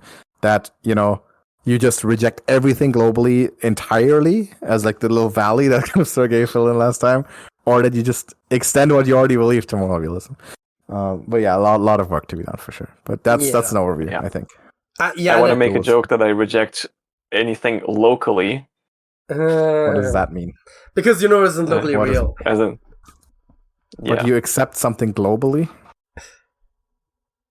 You know, it's just a joke. I don't think local and physics means the same thing in this context anyways. Yeah. I know. This is the kind of thing where like he's just saying there are similar words in a recent scientific discovery. Okay. And that's in this field of logic, Okay. but I don't think they mean the same. Like I don't think any don't of know those if words recent count. mean the same thing in this context. Yes. Probably. I don't At least think not real and local, it's which are just a play in words, yeah. Yeah, a bad one too. Yeah. Okay, I think we're not gonna convince each other. I mean, I never expected to convince you, obviously, because you have been reading up on this for a long time. I think there's a lot of potential. I think there's a lot of potential. Not today. It takes forever, but yeah. Like you're not gonna introduce me to a topic and that you're very much more knowledgeable on than me, and I'm immediately gonna convince you that you're wrong, right? Like that was never gonna happen. Of course not. You shouldn't either, because like you shouldn't jump to a conclusion like, okay, this argument, I don't have a counter for this argument right now out of hand. That means I'm just gonna accept the position. No, that's what I was saying, right? About like the whole. There must be a universe where there is like the possibility of absolute moral truth. I said like I don't have a counter argument, but I don't believe it, right? So it's like you should long term you probably shouldn't believe something that you can't have an argument for at least, but short term I'm willing to take that position at the very least. Yeah, that's fine. Maybe what you should do right now is maybe just like consider yourself like more agnostic towards the topic, kind of suspend your judgment as much as you maybe did before, and then look more into the matter. I mean, I wasn't trying to convince anyone of my position. Well, I wasn't necessarily. No, I mean, anyway, that's it's just my personal beliefs. Yeah. How about going to the songs of the week, though? Do it. Because I think we've been going for a while. Let me make sure that I'm not... It has been a while, that is true. So, Alex, what is your song of the week? My song of the week from a relatively recent album, I think a year or two old, is Soldier of Heaven by Sabaton. Where spirits lead the way, the wings will never fade. White Friday, I'll take the stairway to heaven. I'm sky high when I die, I'll be immortal. Forever, I won't return to that mountain. I am the soldier of heaven. I think that's it's good. But we gotta have another talk about like the how we make this. But yeah, it's fine. Yeah. I had like 10 minutes. I had to take the video. I mean, first of all, we usually don't use the video because it's kind of unnecessary, and also that might have separate copyright. And second of all, the volume was very loud, but I'll fix it in post. Okay. Yeah. Also, usually 20 seconds. That was 25 seconds. It was the thing to aim for. 25 seconds. Yeah. 25. Yeah. I told which is like 25. fine-ish, but yeah. It's within acceptable parameters. It was very cool. Yeah. Okay. It's just I mean the visuals were a bit unnecessary, and again the audio was so loud, which is the biggest issue because like it was so loud that I had to like take out my headphones a little bit, and then I couldn't hear it as well anymore. But yeah, no, that anyways. But yeah, I know it sounds like just from what I could hear, it sounds just like a lot of Sabaton songs, which is fine. Like I like Sabaton, it's good. Yeah. Did you listen to the album when it came out? No, I didn't yet, but I think you sent me a lot of the songs from that. Yeah. I have started listening to the music share, but it takes a while to like even just like get through a first listen of all of it. So it'll probably take a while until I've actually like started adopting songs from there. Sergej, did you have any thoughts? And once you're done with that, what's your song? Wait, it's a good song. Like I like Sabaton. My song of the week is Ruth, Beauty and Hatred by Christopher Larkin. Okay.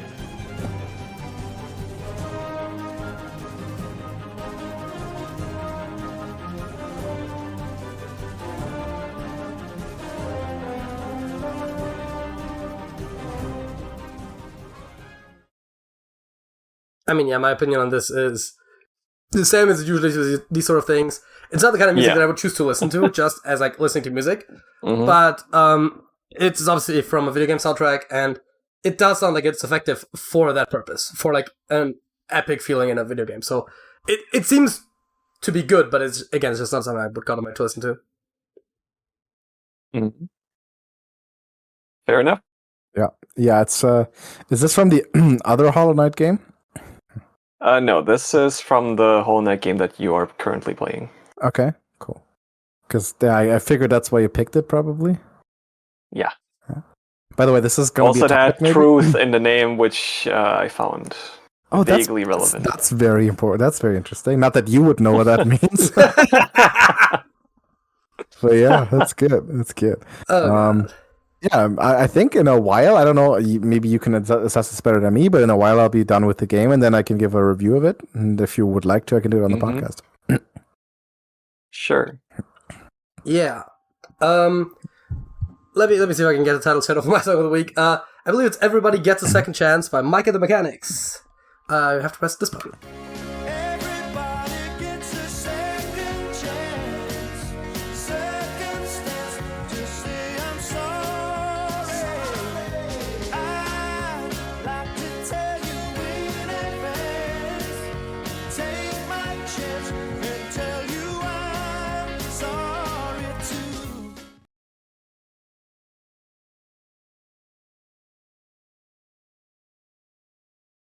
Anyone? Thoughts? Good song? No, it's a good song. Classic. Oh, as yeah. always. There's nothing else to say. Like, this is the most reliable thing of all time. JJ picks a good song. Even though sometimes I remember you, like, for some reason didn't. But whenever you go to the classics, I don't think you have ever picked a bad song. Yeah. Always good stuff. I do think the classics are sort of my go-to with songs. And this actually is one of my... I don't want to say recent discoveries because it has been a while, but comparatively speaking, it's one of my more recent discoveries, especially when it comes to like the classic songs and Mike and the Mechanics as well. I gotta look more into their stuff because I don't think I've heard a Mike and the Mechanics song that I didn't like so far. Yeah. Good idea. Throw them in the music share, man. Start putting stuff in there. 4 years better than 2. So get opinions on this one? It sounds good. Okay.